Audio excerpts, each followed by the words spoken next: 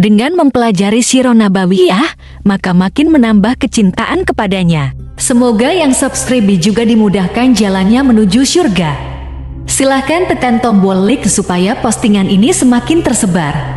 Dan tulis doa serta hajat pemirsa di kolom komentar. Semoga semakin banyak yang mengaminkan, maka semakin cepat terkabul. Nabi Sulaiman alaihi salam adalah manusia terkaya sepanjang sejarah kehidupan manusia di muka bumi. Dalam beberapa kitab suci seperti Al-Quran, Alkitab, dan Injil, Nabi Sulaiman alaihi salam dijelaskan sebagai manusia terkaya yang pernah hidup di muka bumi. Tidak ada satupun manusia yang bisa mengalahkan total kekayaannya hingga hari kiamat tiba. Para arkeolog telah menemukan situs peninggalan sejarah Islam yang mengungkap total kekayaan Nabi Sulaiman alaihi salam. Erez bin Yosef, seorang profesor sekaligus peneliti, ia menyatakan bahwa 3.000 tahun yang lalu Nabi Sulaiman alaihi salam diperkirakan memiliki kekayaan senilai 2,2 triliun US dollar. Dan apabila dikonversikan dengan nilai mata uang dolar hari ini, jika dirupiahkan, maka nilainya setara dengan 32.891.870 triliun rupiah. Profesor itu juga menjelaskan bahwa kekayaan Nabi Sulaiman alaihi salam berasal dari dua sumber, yakni istana kerajaan dan tambang tembaga. Nilai itu berkali-kali lipat lebih banyak dari total kekayaan negara Indonesia yang hanya mencapai 11.454 triliun per 30 Desember 2021. Nabi Sulaiman alaihi salam memiliki beberapa mukjizat. Di antaranya adalah dapat berbicara dengan bahasa binatang. Beliau dapat memerintah mereka untuk melakukan sesuatu. Beliau juga dapat mengendalikan besar kecilnya tekanan angin dan dapat mengatur ke arah mana angin akan berhembus. Sehingga dengan itu Nabi Sulaiman dapat memanfaatkan angin sebagai kendaraannya dan juga kendaraan tentaranya. Nabi Sulaiman juga bisa melunakkan besi dan membentuknya menjadi pakaian perang yang anti tusukan senjata tajam. Nabi Sulaiman juga memimpin para jin. Mereka tunduk dan patuh pada perintah Nabi Sulaiman alaihi salam. Tidak hanya setan, iblis laknatullah yang merupakan makhluk pembangkang dapat dibuat tunduk bertekuk lutut pada perintah-perintah Nabi Sulaiman. Nabi Sulaiman bisa melakukan teleportasi, yaitu berpindah dari suatu tempat ke tempat yang lain dalam waktu singkat. Peristiwa itu dibuktikan dengan pemindahan singgasana Ratu Balqis atas perintah Nabi Sulaiman. Nabi Sulaiman dikenal sebagai raja yang adil dan bijaksana.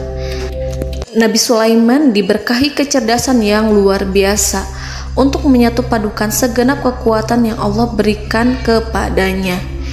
Ia mengelola dan membawa kerajaannya menjadi kekuatan raksasa yang tak terkalahkan di masanya dengan segenap kemampuan yang dimilikinya.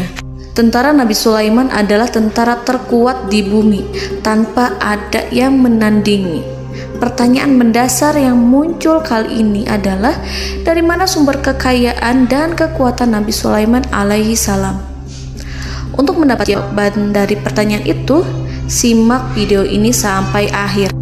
Sebelum itu, mari bantu channel ini terus berkembang dengan cara subscribe dan nyalakan tanda loncengnya.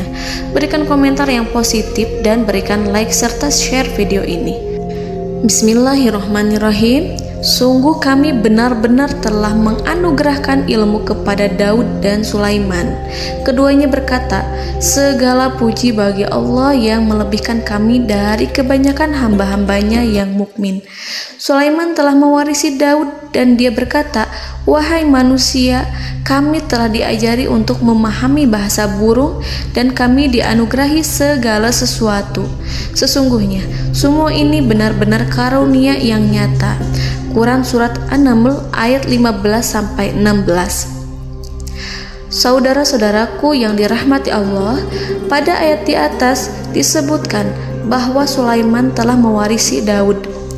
Nabi Sulaiman mewarisi Nabi Daud dalam sisi kenabian dan kekuasaan, bukan mewarisi harta, karena para nabi tidak mewariskan harta.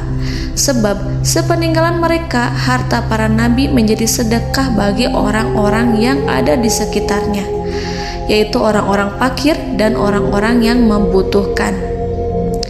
Dan harta para nabi tidak dikhususkan bagi kalangan keluarganya.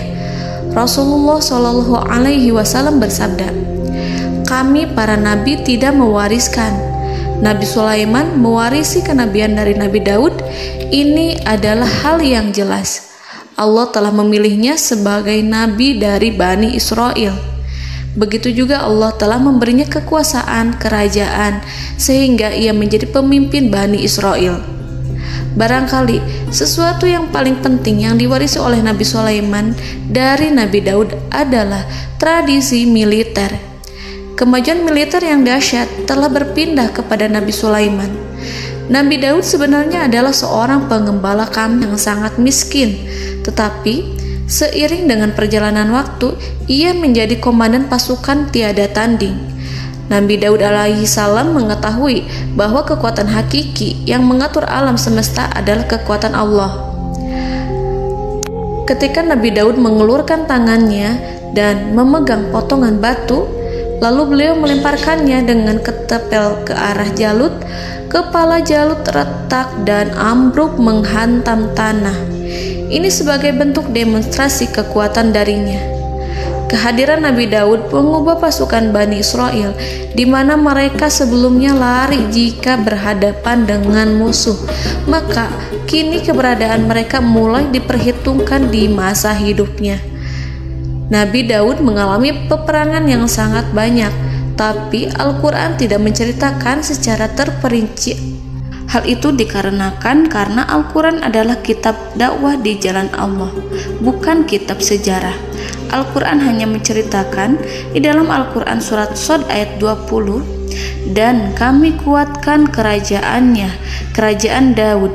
Ayat tersebut berarti bahwa Nabi Daud belum terkalahkan dalam peperangan yang diikutinya. Di samping dukungan yang Allah berikan kepadanya, juga pasukan dan rakyatnya, di mana mereka adalah orang-orang yang bertauhid, menyerahkan diri kepada Allah.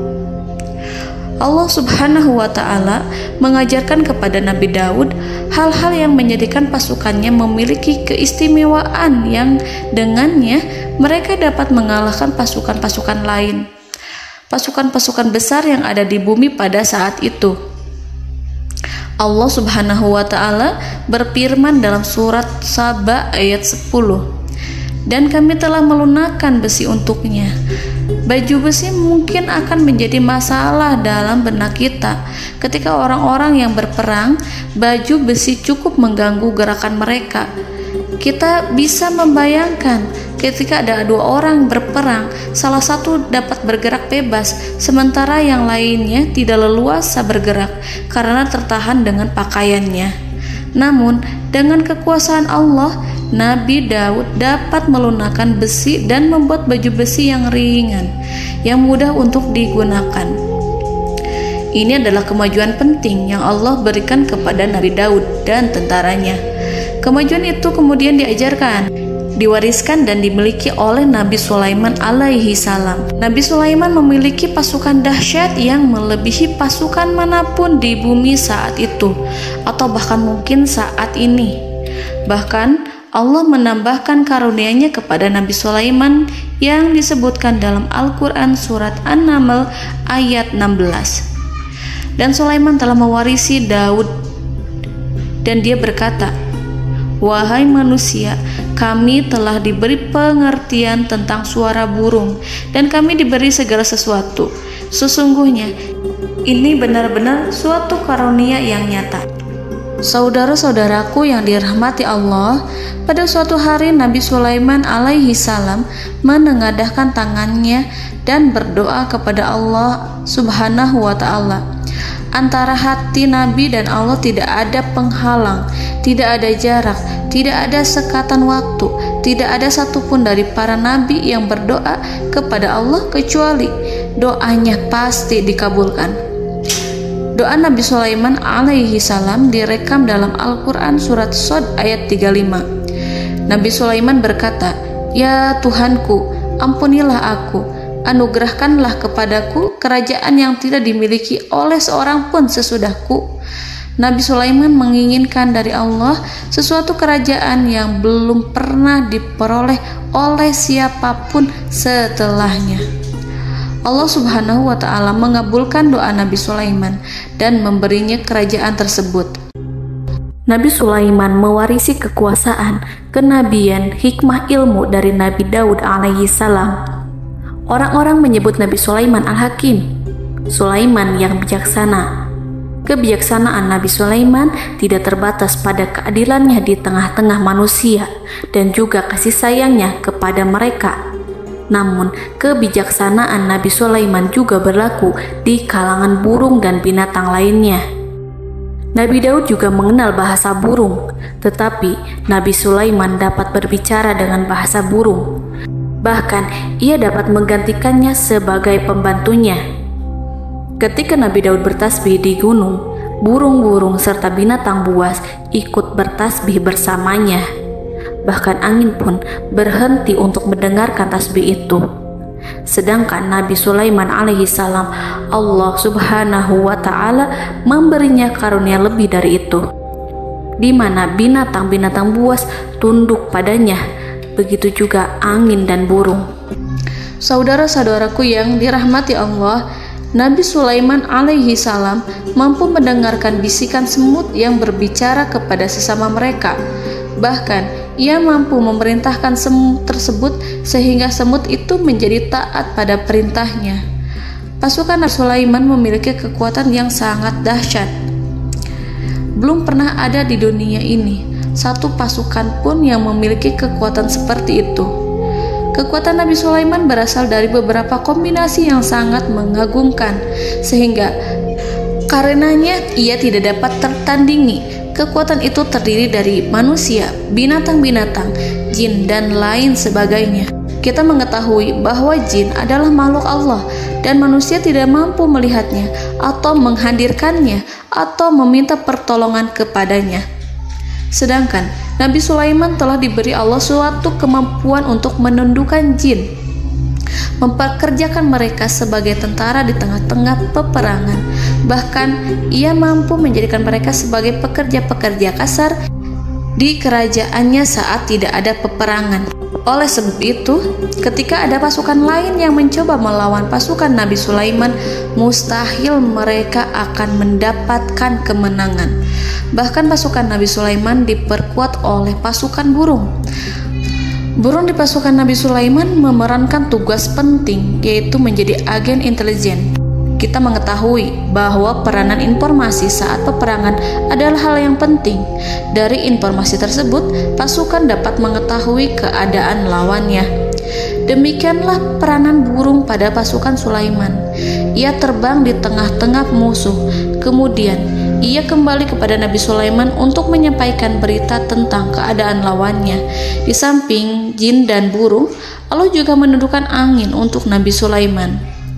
Nabi Sulaiman dapat memerintahkan angin dan ia mampu untuk menaiki angin tersebut. Dalam Al-Quran surat Shad ayat 36-40, Allah Subhanahu wa ta'ala berfirman, "Kami tundukkan kepada angin yang berhembus dengan baik menurut kemana saja yang dikehendaki Sulaiman. Dan kami tundukkan pula kepadanya setan-setan, semuanya ahli bangunan dan penyelam, dan setan yang lain yang terikat dalam belenggu.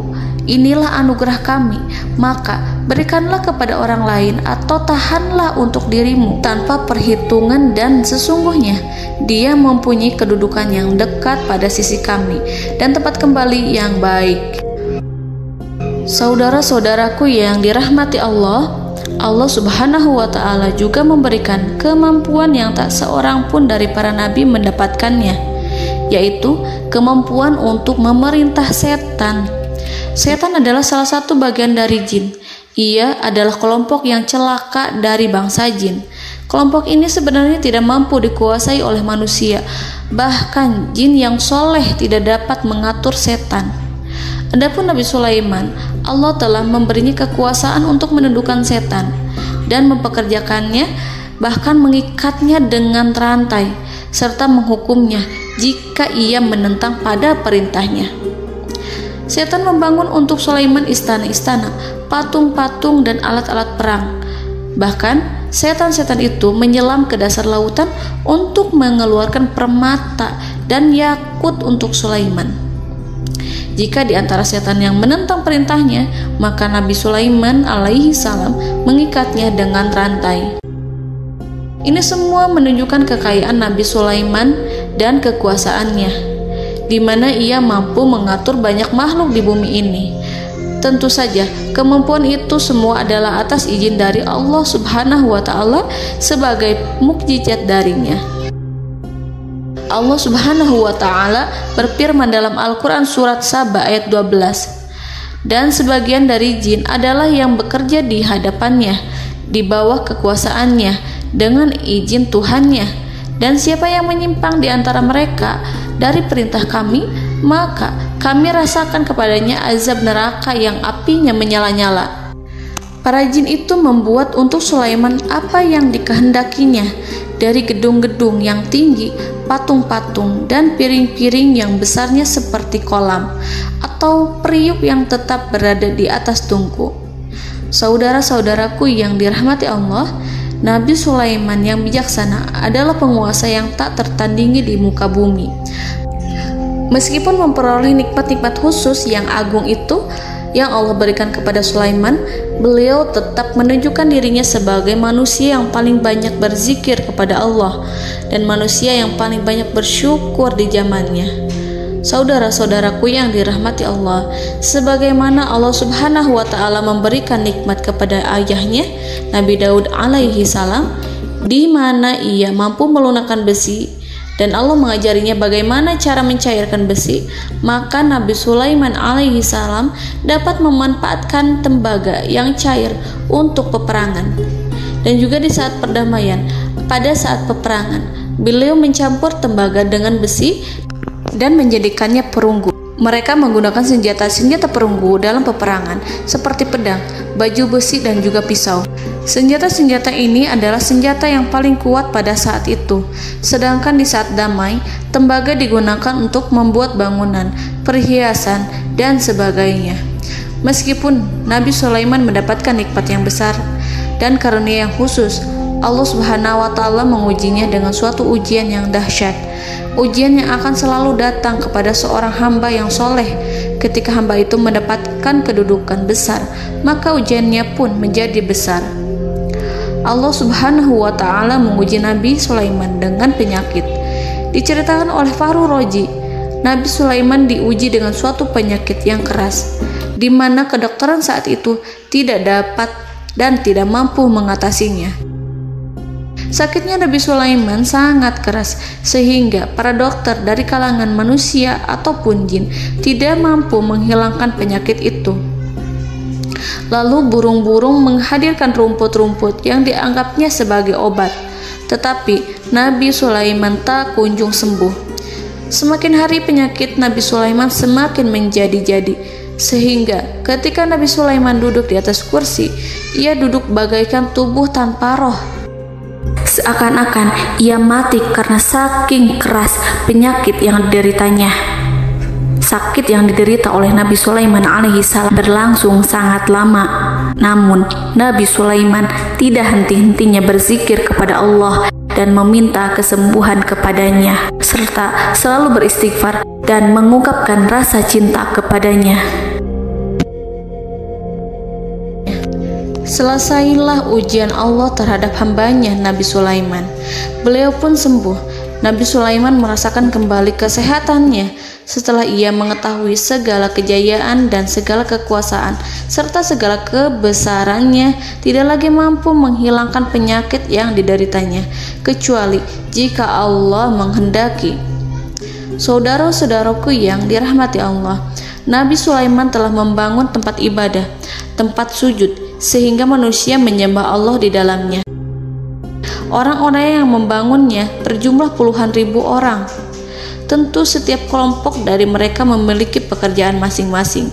Di antara mereka ada yang mencairkan tembaga, di antara mereka ada yang tukang pahat, ada yang tukang ukir, ada yang membelah batu, ada yang memotong kayu, ada yang mendatangkan rumput-rumput dari Libanon, ada yang mendatangkan emas dan menjadikannya lempengan-lempengan yang mengkilat untuk menutupi kayu, serta untuk melapisi dinding-dinding.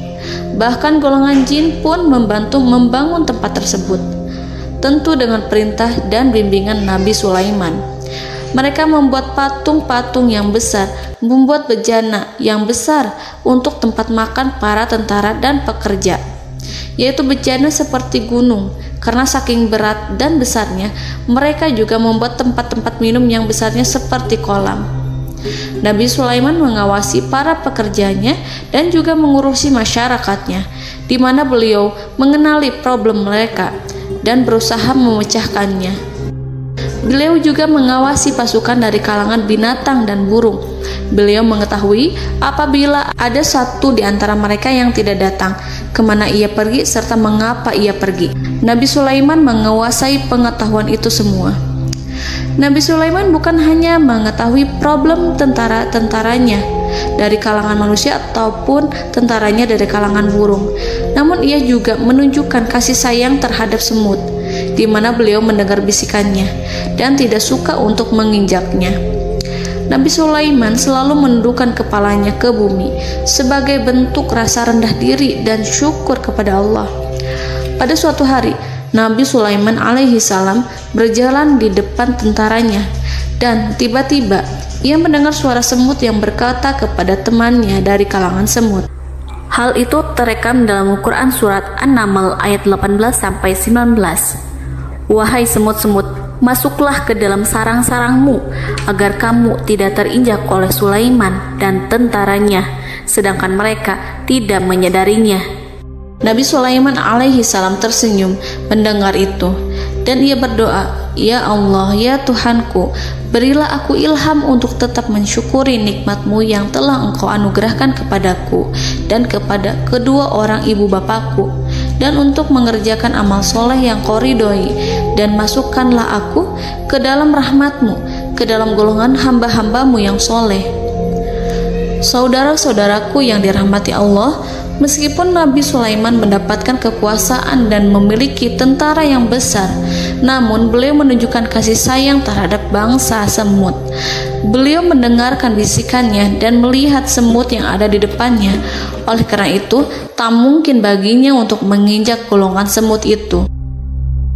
Nabi Sulaiman bersyukur kepada Allah telah memberinya nikmat, yaitu nikmat rahmat dan kasih sayang. Di samping itu, Nabi Sulaiman alaihi salam adalah orang paling kaya di dunia. Istananya terbuat dari kayu gaharu yang memiliki wangi harum. Istananya terbuat dari emas yang terkadang dari kristal. Beliau juga memiliki kursi besar yang terbuat dari emas dan permata.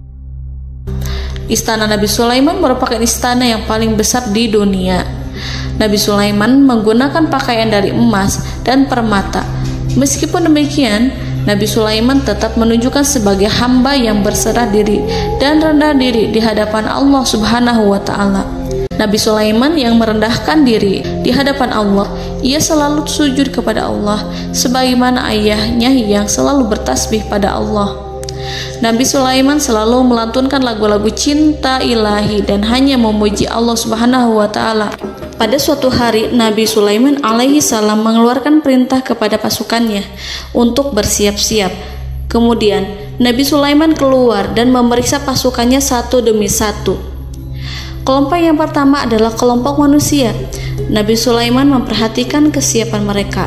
Lalu Nabi Sulaiman mengeluarkan perintah-perintah kepada mereka. Kemudian Nabi Sulaiman memeriksa kelompok jin dan menyampaikan perintahnya kepada mereka. Beliau memenjarakan jin yang tampak bermalas-malasan saat bekerja. Lalu beliau memeriksa binatang dan berkata kepada mereka, apakah mereka sudah makan dengan baik? Apakah mereka tidur dengan nyenyak? Apakah ada yang mengadu pada mereka, misalkan karena penyediaan makanan yang tidak layak? Apakah ada di sana yang sakit dan lain sebagainya? Ketika Nabi Sulaiman merasa puas dengan semuanya, Nabi Sulaiman memasuki tenda tempat berkumpulnya para burung. Nabi Sulaiman alaihissalam kemudian memasuki tenda tersebut, mengamati keadaan di sekitarnya, sehingga beliau mengetahui bahwa ada satu burung yang tidak hadir, yaitu burung hudhud. Mengapa aku tidak melihat burung hudhud? Burung-burung yang lain tampak terdiam sebagai penghormatan, dan mereka mendengarkan apa yang akan dikatakan pemimpin mereka. Nabi Sulaiman mengarahkan pandangannya pada semua burung dan tidak menemukan burung hudhud di antara mereka. Tak seekor burung pun yang mengetahui keberadaannya. Burung hudhud absen pada apel wajib kali ini. Nabi Sulaiman mulai menampakkan kemarahannya. Tiba-tiba, seekor burung kecil memberanikan diri untuk berkata kepada Nabi Sulaiman, "Wahai Nabi yang mulia, seharusnya hudhud ada bersamaku kemarin untuk melaksanakan tugas penyelidikan. Ia adalah pemimpin misi itu. Namun, burung hudhud belum datang. Oleh karena itu, aku tidak pergi bersamanya." Burung itu tampak gemetar. Nabi Sulaiman mengetahui bahwa hudhud tidak hadir dan tak seorang pun mengetahui kemana ia pergi. Burung hudhud pergi tanpa izin terlebih dahulu. Dalam keadaan marah, Nabi Sulaiman berkata, "Sungguh aku benar-benar akan mengazabnya dengan azab yang sangat keras atau benar-benar menyembelihnya, kecuali jika ia benar-benar datang kepadaku dengan alasan yang jelas." Kawanan burung-burung mengetahui bahwa Nabi Sulaiman sedang marah dan telah menetapkan untuk menyiksa burung hudhud atau menyembelihnya atau justru memaafkannya dengan syarat ia datang dengan membawa alasan yang dapat menyelamatkannya, atau dengan kata lain, burung hudhud dapat memastikan bahwa ia melaksanakan tugas yang penting. Nabi Sulaiman menunjukkan kemarahan yang besar sehingga siapapun akan merasa takut kepada Nabi Sulaiman yang marah. Nabi Sulaiman kemudian pergi dari tempat burung tersebut. Nabi Sulaiman masih memikirkan keadaan burung hudhud. Seharusnya burung hudhud menjadi bagian penting dari badan intelijen. Apakah ia pergi untuk menyingkap suatu, atau apakah ia pergi hanya untuk bermain-main? Nabi Sulaiman telah memperhatikan dan mengetahui bahwa burung hudhud adalah seekor burung yang cerdik dan juga fasih berbicara. Terkadang Nabi Sulaiman mendapati burung hudhud sedang bermain-main dan menunda-nunda pekerjaannya. Namun ketika Nabi Sulaiman melihatnya, burung hudhud memahami bahwa perbuatannya tidak benar. Oleh karena itu, ia tidak boleh menyampur adukan antara waktu serius dan waktu bermain. Tidak lama setelah itu, burung hudhud tiba di tempat para burung. Burung-burung yang lain berkata kepadanya, "Wahai hudhud, pergilah engkau ke tempat Nabi Sulaiman. Jika ia mengetahui bahwa engkau telah sampai, jiwamu benar-benar terancam." Mendengar itu, burung hudhud segera beranjak. Ia terbang menemui Nabi Sulaiman. Pada waktu itu, Nabi Sulaiman sedang duduk bersama tentaranya yang lain. Burung hudhud berdiri. Ia telah merencanakan untuk memulai pembicaraan dengan Nabi Sulaiman sebelum Nabi Sulaiman bertanya kepadanya kemana dia pergi. Ini sebagai bukti bahwa hudhud telah melaksanakan suatu tugas yang penting. Dalam Al-Quran Surat An-Naml ayat 22, burung hudhud berbicara, "Aku telah mengetahui sesuatu yang kamu belum mengetahuinya, dan kubawa kepadamu dari negeri Saba suatu berita penting yang diyakini seakan-akan burung hudhud hendak berkata, 'Aku adalah hudhud yang miskin, tapi aku mengetahui apa yang tidak engkau ketahui, dan aku telah datang kepadamu dari kerajaan Saba dengan membawa berita yang sangat penting.'" Nabi Sulaiman tampak terdiam menunggu hudhud menyelesaikan kisahnya. Dalam surat An-Naml ayat 23-24, burung hudhud berkata, "Sesungguhnya aku menjumpai seorang wanita yang memerintah mereka. Dia dianugerahi segala sesuatu serta mempunyai singgasana yang besar. Aku mendapati dia dan kaumnya menyembah matahari selain Allah. Dan setan-setan telah menjadikan mereka memandang indah perbuatan-perbuatan mereka, lalu menghalangi mereka dari jalan Allah, sehingga mereka tidak mendapat petunjuk." Burung hudhud diam. Nabi Sulaiman merasa bahwa hudhud menunjukkan kefasihan lisannya. Nabi Sulaiman berkata dalam Quran surat An-Naml ayat 27 sambil menunjukkan senyum manisnya. Nabi Sulaiman berkata, "Akan kami lihat apakah kamu benar wahai hudhud, ataukah kamu termasuk orang-orang yang berdusta." Seakan-akan burung hudhud ingin mengatakan, "Aku tidak berbohong, wahai Nabi yang mulia." Namun diamnya Sulaiman membuat takut sehingga burung hudhud terdiam. Nabi Sulaiman terdiam karena berpikir, lalu ia memutuskan sesuatu setelah itu. Beliau melihat kepada lainnya dan meminta secari kertas. Nabi Sulaiman menulis surat singkat dan menyerahkannya kepada hudhud serta memerintahkan kepadanya seperti yang dikatakan dalam Quran surat An-Naml ayat 28. "Pergilah dengan membawa suratku ini, lalu jatuhkanlah kepada mereka, kemudian berpalinglah dari mereka, lalu perhatikanlah apa yang mereka bicarakan."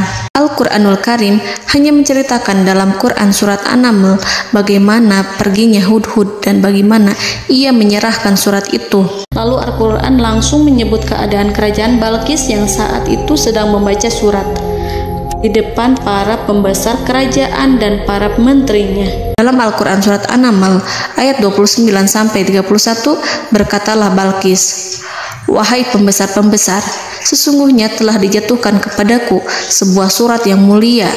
Sesungguhnya surat ini dari Sulaiman, dan sesungguhnya isinya dengan menyebut nama Allah yang Maha Pengasih lagi Maha Penyayang, bahwa janganlah kalian berlaku sombong terhadapku, dan datanglah kepadaku sebagai orang yang berserah diri." Saudara-saudaraku yang dirahmati Allah, dalam surat tersebut Nabi Sulaiman menyebutkan supaya mereka menyerahkan diri dan tunduk kepada perintah Nabi Sulaiman. Nabi Sulaiman memerintahkan agar mereka meninggalkan penyembahan terhadap matahari. Nabi Sulaiman tidak mempersoalkan akidah mereka dan tidak memuaskan mereka dengan apapun. Nabi Sulaiman hanya memerintahkan bahwa ia berada di atas kebenaran. Bukankah ia didukung kekuatan yang berlandaskan keyakinan yang dimilikinya? Nabi Sulaiman hanya memerintahkan mereka agar tunduk dan patuh kepadanya. Ratu Sabak menyampaikan surat tersebut di tengah-tengah kaumnya. Dalam Quran surat An-Naml ayat 32 dijelaskan, "Dan berkatalah Balqis, wahai para pembesar, berilah aku pertimbangan dalam urusanku ini. Aku tidak pernah memutuskan sesuatu persoalan sebelum kamu berada dalam majelisku." Saudara-saudaraku yang dirahmati Allah, para pembesar istana Balqis menentang surat tersebut. Isi surat itu membangkitkan kesombongan kaum Sabak, di mana mereka merasa lebih kuat. Mereka mengetahui bahwa di sana ada seorang yang mencoba menentang mereka dan mengisyaratkan peperangan kepada mereka. Lalu ia meminta kepada mereka untuk memenuhi syarat-syaratnya sebelum terjadinya peperangan dan kekalahan. Dalam surat An-Naml ayat 33, mereka menjawab, "Kita adalah orang-orang yang memiliki kekuatan dan juga memiliki keberanian yang sangat besar dalam peperangan. Dan keputusan berada di tanganmu, wahai rajaku. Maka pertimbangkanlah apa yang akan kamu perintahkan." Saudara-saudaraku yang dirahmati Allah, para pembesar kaum Sabak seakan ingin berkata, "Kita siap untuk melaksanakan perang." Tampaknya ratu itu memiliki kebijakan yang lebih baik dari pembesar kaumnya. Surat Sulaiman itu membuatnya berpikir lebih jernih dan lebih berhati-hati. Ia berusaha sebisa mungkin menghindari peperangan. Ratu itu berpikir dalam tempo yang lama. Nama Sulaiman tidak diketahuinya dan ia pun belum pernah mendengarnya. Oleh karena itu, Ratu kaum Saba tidak mampu mengetahui dan mendeteksi seberapa besar kekuatan Nabi Sulaiman. Boleh jadi Nabi Sulaiman memiliki kekuatan yang dahsyat, sehingga ia mampu memerangi kekuasaannya dan mengalahkannya. Kemudian Ratu memperhatikan apa yang ada di sekelilingnya. Ia melihat kemajuan masyarakatnya dan juga kekayaannya. Barangkali ia mengira bahwa Nabi Sulaiman iri terhadap kemajuan dan kekayaannya itu, sehingga Nabi Sulaiman ingin menyerangnya. Setelah mempertimbangkan isi surat Nabi Sulaiman dengan cermat, Ratu Saba memilih untuk tidak bersikap ceroboh dan bodoh. Ratu lebih suka untuk menggunakan bahasa kelembutan. Ia mengirim kepada Nabi Sulaiman suatu hadiah yang besar. Ratu mengira bahwa Nabi Sulaiman seorang yang ambisius, yang boleh jadi ia telah mendengar tentang kekayaan kerajaan Saba. Para utusan pergi dengan membawa hadiah dari Ratu Saba. Ratu berharap agar mereka dapat memasuki kerajaan Nabi Sulaiman dan akan mengetahui kondisi kerajaannya. Saat mereka pulang, Ratu ingin mendengar secara langsung dari mereka tentang bagaimana keadaan kaum Nabi Sulaiman dan pasukannya. Setelah mendapatkan informasi yang cukup, maka Ratu Balqis dapat membuat sesuatu keputusan yang tepat. Ratu menyembunyikan apa yang terlintas dalam pikirannya, lalu ia berbicara kepada pembesar istananya bahwa ia dapat menyingkap niat jahat Raja Sulaiman melalui cara mengirimkan hadiah kepadanya. Ratu lebih memilih cara tersebut dan menunggu reaksi dari Nabi Sulaiman. Ratu berhasil memuaskan para pembesar istana, dan untuk sementara ia menghilangkan ide untuk berperang. Karena para raja jika menyerang suatu desa, maka pemimpin desa tersebut adalah orang yang paling banyak mendapatkan kehinaan. Akhirnya, para pembesar kaumnya merasa puas dengan pikiran Ratu Balqis. Saudara-saudaraku yang dirahmati Allah, dalam surat An-Naml ayat 34-35 dijelaskan, Ratu Balqis berkata, "Sesungguhnya raja-raja apabila memasuki suatu negeri, niscaya mereka akan membinasakannya dan menjadikan penduduknya yang mulia menjadi hina, dan demikian pula lah yang akan mereka perbuat. Dan sesungguhnya aku akan mengirim utusan kepada mereka dengan membawa hadiah, dan aku akan menunggu apa yang akan dibawa kembali oleh utusan itu." Kemudian sampailah hadiah dari Ratu Balqis kepada Nabi Sulaiman. Para intelijen Nabi Sulaiman memberitahunya bahwa utusan Balqis datang dengan membawa hadiah. Nabi Sulaiman langsung mengetahui bahwa Ratu Balqis itu sengaja mengirim orang-orangnya untuk mengetahui atau untuk mendapatkan informasi tentang kekuatannya. Lalu setelah itu ia akan mengambil keputusan atau mengambil sikap kepada kerajaan Sulaiman. Nabi Sulaiman segera memanggil semua pasukannya untuk berkumpul. Utusan Balqis segera memasuki istana Nabi yang dipenuhi dengan pasukan yang besar bersenjata. Melihat itu, utusan Ratu Balqis tercengang dan terkejut ketika mereka melihat kekayaan yang mereka bawa tidak ada apa-apanya dibandingkan dengan kerajaan Nabi Sulaiman. Hadiah mereka tampak tidak berarti. Emas yang mereka bawa tampak tidak memiliki makna saat mereka memasuki istana Nabi Sulaiman yang terbuat dari kayu-kayu pohon gaharu yang mengeluarkan bau yang harum serta dihiasi dengan emas permata.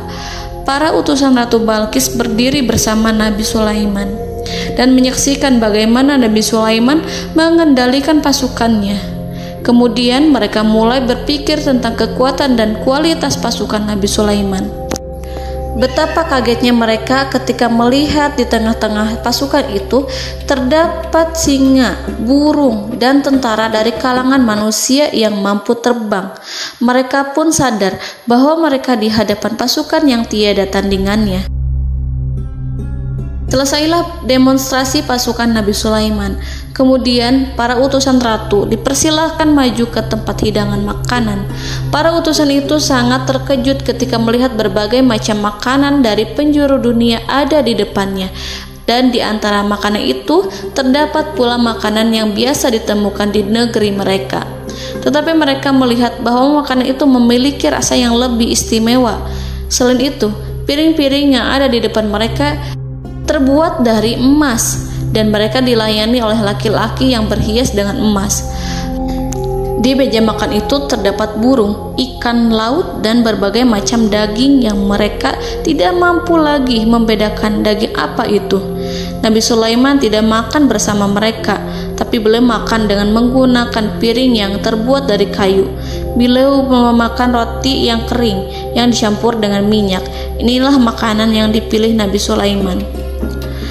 Makan bersama mereka dalam keadaan diam, mereka merasa kehadiran Nabi Sulaiman menciptakan suatu wibawa yang luar biasa. Selesai perjamuan itu, lalu dengan sangat malu mereka menyerahkan hadiah dari Ratu Balqis kepada Nabi Sulaiman. Hadiah itu berupa emas yang bagi mereka hadiah itu sangat bernilai tinggi. Tapi di sini hadiah itu tampak kecil di hadapan kekayaan Nabi Sulaiman yang sangat mengagumkan. Nabi Sulaiman memperhatikan hadiah dari Ratu Balqis itu dan berkata dalam Quran surat An-Naml ayat 36, "Maka apa yang diberikan Allah kepadaku lebih baik daripada apa yang diberikannya kepadamu, tetapi kamu merasa bangga dengan hadiahmu." Saudara-saudaraku, Raja Sulaiman menyingkap dengan kata-katanya yang singkat itu penolakannya terhadap hadiah mereka. Ia memberitahu utusan itu bahwa ia tidak menerima hadiah tersebut. Ia tidak merasa puas dengan hadiah itu. Yang membuatnya puas hanyalah, janganlah kalian berlaku sombong terhadapku dan datanglah kepadaku sebagai orang-orang yang berserah diri. Lalu Nabi Sulaiman berkata kepada mereka dengan pelan. Hal itu diabadikan dalam Al-Quran surat An-Naml ayat 37. "Kembalilah kepada mereka. Sungguh kami akan mendatangi mereka dengan bala tentara yang mereka tidak kuasa melawannya. Dan pasti kami akan mengusir mereka dari negara itu, yaitu negeri Saba, dengan terhina. Dan mereka akan menjadi tawanan-tawanan yang hina." Saudara-saudaraku yang dirahmati Allah, Nabi Sulaiman kemudian meninggalkan para utusan ratu setelah terlebih dahulu mengancam mereka. Para utusan itu berharap agar Nabi Sulaiman mau menunggu kunjungan Ratu Balqis yang akan membawa misi perdamaian. Akhirnya, sampailah para utusan Ratu Balqis ke negeri Saba. Mereka segera menuju istana sang ratu. Mereka memberitahu bahwa negeri mereka ada di ujung tanduk. Mereka menceritakan kepada ratu tentang kekuatan Nabi Sulaiman dan tidak mungkin bagi mereka mampu melawannya. Mereka meyakinkan Ratu Balqis bahwa ia harus mengunjunginya dan melihat sendiri bagaimana kebesaran kerajaan Nabi Sulaiman. Kemudian Ratu Balqis menyiapkan dirinya untuk pergi menuju kerajaan Nabi Sulaiman. Nabi Sulaiman duduk di kursi kerajaan di tengah-tengah para pembesarnya dan para menterinya, serta para komandan pasukannya. Beliau berpikir tentang sosok Balqis. Nabi Sulaiman mengetahui bahwa Balqis menuju tempatnya. Balqis dikelilingi rasa takut. Nabi Sulaiman berpikir sejenak tentang bagaimana matahari disembah. Ia memikirkan bagaimana informasi yang diterima oleh intelijennya tentang kemajuan kerajaan Balqis dalam bidang kesenian dan ilmu pengetahuan. Nabi Sulaiman bertanya kepada dirinya sendiri, apakah kemajuan menjadi penghalang untuk mengetahui kebenaran? Apakah ratu itu senang dengan kekuatan yang dicapainya? Dan ia membayangkan bahwa kekuatannya adalah segalanya. Dengan kemajuan yang dimilikinya, Nabi Sulaiman ingin membuat kejutan agar ratu mengetahui bahwa Islam yang diyakini oleh Nabi Sulaiman adalah satu-satunya yang mampu mendatangkan kemajuan dan kekuatan yang hakiki, sehingga ia dapat membandingkan antara keyakinannya dalam menyembah matahari beserta kemajuan yang dicapainya dengan keyakinan Nabi Sulaiman beserta kemajuan yang diraihnya. Saudara-saudaraku yang dirahmati Allah, para mata-mata Nabi Sulaiman telah memberitahunya bahwa hal yang sangat disegani dan dikagumi oleh kaum Balkis adalah kerajaan Saba, yaitu singgasana Ratu Balkis. Singgasana itu terbuat dari emas dan batu delima. Singgasana tersebut dijaga oleh penjaga yang sangat disiplin, di mana mereka tidak pernah lalai sedikit pun. Oleh karena itu, sangat tepat apabila Nabi Sulaiman menghadirkan singgasananya di sini, di kerajaannya, sehingga ketika ratu tiba, maka ia dapat duduk di atasnya. Nabi Sulaiman ingin membuat kejutan kepadanya dan menunjukkan bahwa kemampuannya tersebut yang berlandaskan pada keislaman. Nabi Sulaiman melakukan yang demikian itu dengan harapan agar si ratu tunduk kepadanya. Ide itu terlintas dalam diri Nabi Sulaiman. Lalu ia mengangkat kepalanya dan menoleh kepada anak buahnya. Hal itu diabadikan dalam Quran Surat An-Naml ayat 38. Wahai para pembesar, siapakah di antara kamu sekalian yang sanggup membawa singgasananya kepadaku sebelum mereka datang kepadaku sebagai orang-orang yang berserah diri? Saudara-saudaraku, perhatikanlah ungkapan pikiran Nabi Sulaiman tersebut. Semua pemikirannya berkisar tentang keislaman para penyembah matahari, tentang bagaimana beliau dapat memberikan petunjuk kepada mereka di jalan Allah. Yang pertama menjawab pertanyaan Nabi Sulaiman adalah jin Ifrit. Dalam Quran Surat An-Naml ayat 39, berkatalah Ifrit yang cerdik dari golongan jin, "Aku akan datang kepadamu dengan membawa singgasana itu sebelum kamu berdiri dari tempat dudukmu. Sesungguhnya aku benar-benar kuat untuk membawanya, lagi dapat dipercaya." Nabi Sulaiman berdiri dari tempat duduknya. Setelah 1 jam atau 2 jam, jin itu berjanji kepadanya untuk menghadirkan singgasana Balkis. Sebelum itu, istana Nabi Sulaiman di Palestina, sedangkan istana Balkis terletak di Yaman. Antara singgasana tersebut dengan singgasana Nabi Sulaiman berjarak lebih dari ribuan mil. Barangkali pesawat yang cepat sekalipun yang kita kenal hari ini tidak akan mampu membawa dan mendatangkan istana itu dalam waktu 1 jam. Tetapi masalahnya di sini, berhubung dengan kekuatan jin yang serba misterius, Nabi Sulaiman tidak mengomentari sedikit pun terhadap apa yang dikatakan oleh Ifrit. Nabi Sulaiman tampak menunggu tanggapan lain yang mampu menghadirkan singgasana Balkis yang lebih cepat dari jin Ifrit. Nabi Sulaiman menoleh kepada seorang yang di sana, yang duduk di atas naungan. Hal itu diceritakan dalam Al-Quran Surat An-Naml ayat 40. Berkatalah seseorang yang mempunyai ilmu dari Alkitab, "Aku akan membawa singgasana itu kepadamu sebelum matamu berkedip." Maka tatkala Sulaiman melihat singgasana itu terletak di hadapannya, ia pun berkata, "Ini termasuk karunia Tuhanku untuk menguji aku. Apakah aku akan bersyukur atau mengingkari nikmatnya? Dan barang siapa yang bersyukur, maka sesungguhnya dia bersyukur untuk kebaikan dirinya sendiri. Dan barang siapa yang ingkar, maka sesungguhnya Tuhanku maha kaya lagi maha mulia." Saudara-saudaraku, belum lama seseorang yang mempunyai ilmu dari Alkitab menyatakan kalimatnya, sehingga singgasana itu tiba-tiba ada di depan Nabi Sulaiman, yang mampu menghadirkan singgasana itu lebih cepat dari kedipan mata. Al-Quranul Karim tidak menyingkap kepribadian seseorang yang menghadirkan singgasana itu. Al-Quran hanya menggarisi bahwa orang itu mempunyai ilmu dari Alkitab. Al-Quran tidak menjelaskan kepada kita apakah ia seorang malaikat ataukah manusia ataukah jin. Al-Quran sengaja tidak menyingkap hakikat kitab yang dimaksud. Saudara-saudaraku yang dirahmati Allah, setelah melihat singgasana itu, Nabi Sulaiman bersyukur kepada Allah. Ia mulai memperhatikan singgasana sang ratu. Singgasana tersebut merupakan simbol pembangunan dan juga kemajuan, tetapi tampaknya ia hanya sesuatu yang biasa saja jika dibandingkan dengan kekuasaan dan kebesaran ciptaan yang dibuat oleh manusia dan jin di kalangan istana Nabi Sulaiman. Nabi Sulaiman memikirkan dalam tempo yang sangat lama singgasana Ratu Balkis itu. Kemudian beliau memerintahkan agar singgasana itu diperbaiki, sehingga saat Ratu Balkis datang, dia akan mengujinya. Apakah Ratu Balkis dapat mengenali singgasananya ataukah tidak?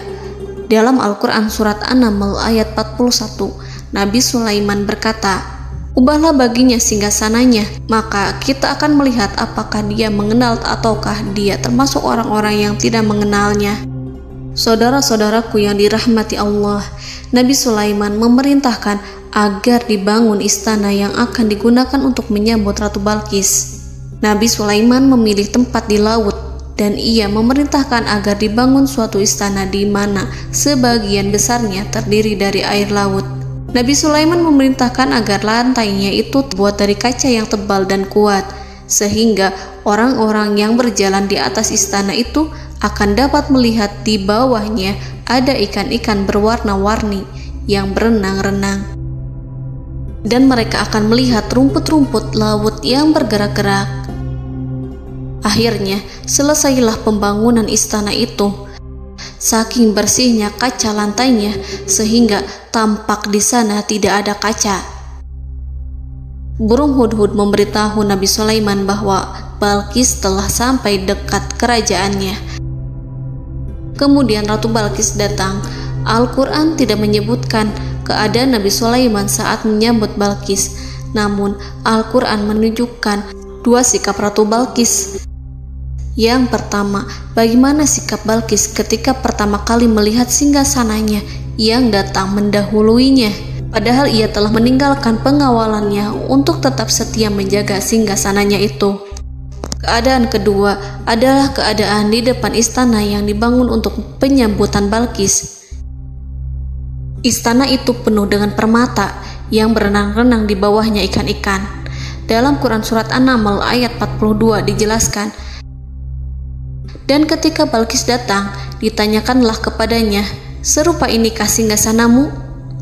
Balqis menjawab, 'Seakan-akan singgasana ini adalah singgasanaku. Kami telah diberi pengetahuan sebelumnya, dan kami adalah orang-orang yang berserah diri.'" Saudara-saudaraku, pada dialek di atas, Balqis melihat singgasananya dan ia tercengang saat mengetahui bahwa itu adalah singgasana miliknya. Namun kemudian ia mulai ragu karena melihat tidak sepenuhnya itu singgasana miliknya. Jika itu benar-benar miliknya, lalu bagaimana ia datang mendahuluinya?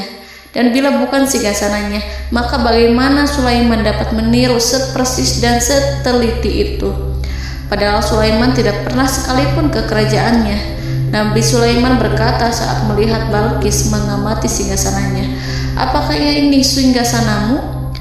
Balqis terlihat sangat kebingungan, namun setelah itu ia menjawab, "Sepertinya benar."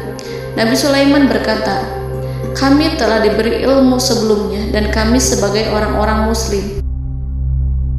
Saudaraku yang dirahmati Allah, melalui pertanyaan Nabi Sulaiman ingin mengisyaratkan kepada Balqis agar ia membandingkan antara keyakinannya beserta ilmu yang dicapainya dengan keyakinan Nabi Sulaiman yang muslim beserta pengetahuan yang telah diraihnya. Penyembahan terhadap matahari dan pencapaian ilmu yang dicapai oleh Ratu Balqis tanpa tidak ada apa-apanya dibandingkan dengan ilmu Nabi Sulaiman dan keislaman. Nabi Sulaiman telah mendahuluinya dalam bidang ilmu karena keislamannya. Karena itu, sangat mudah baginya untuk mengungguli Balqis dalam ilmu-ilmu yang lainnya. Demikianlah yang disyaratkan dalam pertanyaan Nabi Sulaiman kepada Ratu Balqis. Ratu Saba itu mengetahui bahwa ini adalah singgasananya, di mana singgasana itu datang lebih dahulu daripada dirinya. Beberapa bagian darinya telah diubah saat Balqis masih di perjalanan menuju ke tempat Nabi Sulaiman. Ia berpikir kemampuan apa yang dimiliki Nabi Sulaiman. Ratu Balqis tercengang melihat apa yang disaksikannya, yang berupa buah dari keimanan Nabi Sulaiman dan hubungannya dengan Allah Subhanahu wa Ta'ala. Sebagaimana Balqis juga tercengang ketika melihat kemajuan di bidang ilmu pembangunan, seni, dan ilmu-ilmu yang lainnya. Maka ia tidak lebih kagum lagi saat melihat hubungan yang kuat antara keislaman Nabi Sulaiman dengan ilmunya serta kemajuan yang diraihnya. Dalam Al-Quran Surat An-Naml ayat 43 dijelaskan, "Dan apa yang disembahnya selama ini selain Allah mencegahnya untuk melahirkan keislamannya, karena sesungguhnya ia terdahulu termasuk orang-orang yang kafir." Saudara-saudaraku yang dirahmati Allah, berguncanglah dalam benak Balqis ribuan hal ketika melihat keyakinan kaumnya runtuh di hadapan Nabi Sulaiman. Ia menyadari matahari yang disembahnya hanya merupakan ciptaan Allah, dan Allah lah yang menggerakkannya untuk hamba-hambanya. Lalu terbitlah matahari kebenaran dalam dirinya. Hatinya diterangi oleh cahaya baru yang tidak akan tenggelam seperti tenggelamnya matahari. Masa keislamannya hanya menunggu waktu.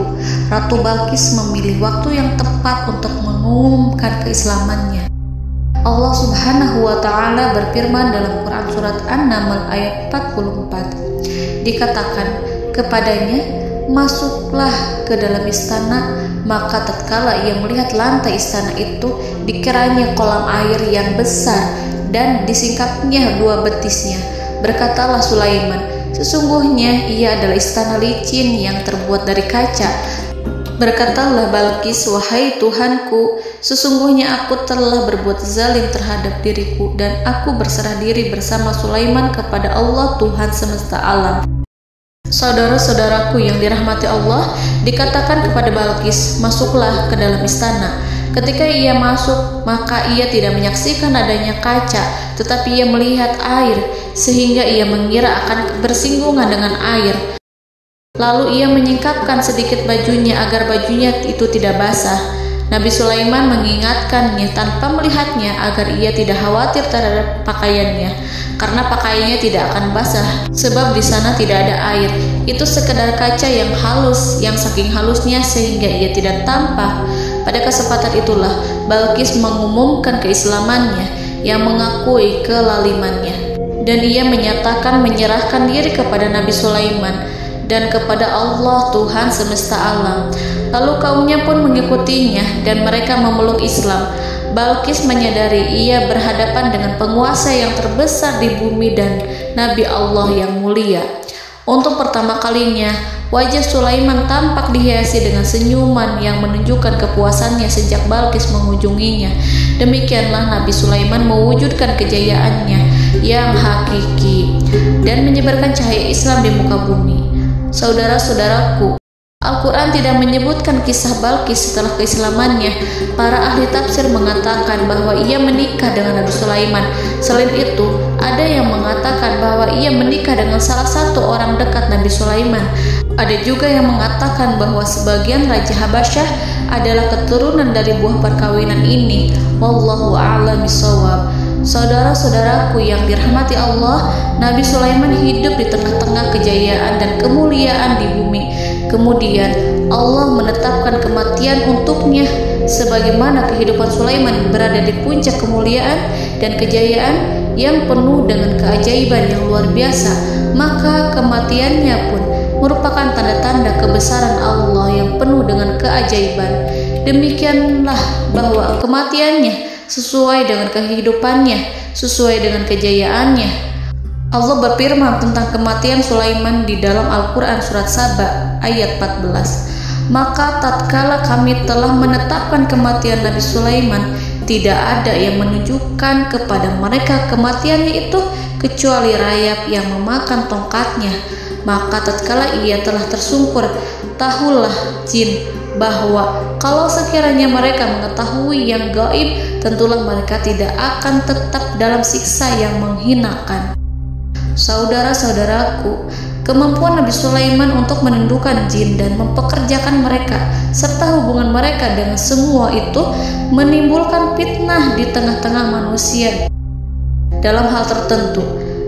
Kematian Nabi Sulaiman merupakan batasan jawaban terhadap fitnah ini. Kami tidak mengetahui siapa yang mengklaim bahwa jin mengetahui hal yang gaib. Apakah itu setan yang terkutuk, atau jin yang bodoh, atau manusia yang tertipu? Kami tidak mengetahui siapa yang bertanggung jawab terhadap tersebarnya isu yang keliru ini. Yang kita ketahui adalah bahwa hal tersebut adalah mempengaruhi sebagian manusia dan jin. Barangkali manusia berkata kepada diri mereka, selama jin melakukan perbuatan yang luar biasa ini, maka apa gerangan yang menjadikan mereka tidak mengetahui hal yang gaib itu? Manusia itu lupa bahwa kunci kegaiban berada di tangan Allah. Masalah ilmu gaib tidak akan mampu dikuasai oleh jin dan manusia. Hanya Dia yang mengetahuinya, dan manusia diberitahu hanya sedikit sekali. Saudara-saudaraku yang dirahmati Allah, seakan-akan Allah telah merencanakan bahwa kematian Sulaiman bertujuan untuk menghancurkan pemikiran itu, yaitu pemikiran bahwa jin mengetahui hal-hal yang gaib. Jin bekerja untuk Nabi Sulaiman selama beliau hidup, dan tatkala beliau meninggal, maka tugas mereka menjadi bebas. Nabi Sulaiman meninggal tanpa diketahui oleh jin, sehingga mereka tetap bekerja untuk mereka, tetap mengabdi kepada Sulaiman. Seandainya mereka mengetahui hal yang gaib, niscaya mereka tidak akan meneruskan pekerjaan mereka. Saudara-saudaraku, pada suatu hari Nabi Sulaiman memasuki mihrabnya untuk itikaf ibadah dan beribadah kepada Allah. Tak seorang pun yang berani mengganggu khalwatnya. Mihrab Sulaiman terletak di puncak gunung dan dindingnya terbuat dari permata. Pada suatu hari, Nabi Sulaiman duduk bersandar pada tongkatnya dan ia tampak tenggelam dalam tafakur. Beliau berzikir pada Allah hingga rasa kantuk menguasainya. Lalu setelah itu malaikat maut menemuinya. Nabi Sulaiman pun meninggal. Beliau bersandar kepada tongkatnya. Jin melihatnya dan mengira bahwa beliau sedang sholat, sehingga mereka pun terus melanjutkan pekerjaannya. Berlalulah hari demi hari yang panjang. Datanglah rayap, yaitu semut kecil yang memakan kayu. Hewan itu mulai memakan tongkat Nabi Sulaiman. Rayap itu tampak lapar. Sebagian dari tongkat Nabi Sulaiman dimakan beberapa hari oleh rayap itu. Ketika yang dimakannya semakin bertambah, maka tongkat itu pun menjadi rusak dan kemudian jatuh dari tangan Nabi Sulaiman alaihi salam. Tubuh mulia itu kehilangan keseimbangan dan kemudian jatuh terhempas di bumi. Tatkala tubuh suci itu tersungkur, maka manusia segera menuju ke arahnya. Mereka menyadari dan mengetahui bahwa Nabi Sulaiman telah meninggal dalam waktu yang lama. Jin menyadari bahwa mereka tidak mengetahui hal yang gaib, dan manusia pun mengetahui hakikat ini. Seandainya jin mengetahui hal yang gaib, niscaya ia tidak akan meneruskan siksa yang hina. Mereka tidak akan bekerja kepada Sulaiman. Demikianlah Nabi Sulaiman alaihi salam meninggal dalam keadaan duduk dan sholat di mihrabnya. Lalu berita itu tersebar bagaikan api di bumi. Manusia, burung, dan binatang buas mengantarkan jenazah Nabi Sulaiman. Sekawanan burung tampak sedih dan menangis. Semua makhluk bersedih. Akhirnya tak seorang pun mengetahui bahasa burung di bumi. Meninggallah seorang yang memahami pembicaraan burung, binatang-binatang, jin, dan lain sebagainya. Burung-burung itu berkata, betapa beratnya kehidupan di tengah orang-orang yang tidak mengetahui pembicaraan kita. Allahu a'lam.